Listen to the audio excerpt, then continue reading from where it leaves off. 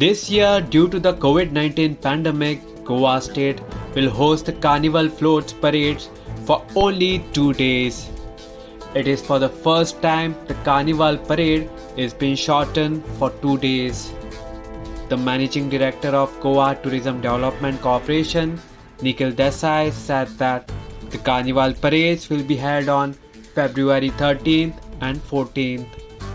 On 13 February, the Carnival parade will be held in Panji, and on 14 February, the Carnival parade will be held in Margao.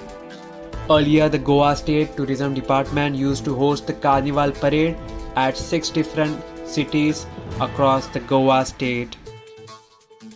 Nikhil Desai, Managing Director of Goa Tourism Development Corporation, informed that all the precautionary measures will be in place during the Carnival parades.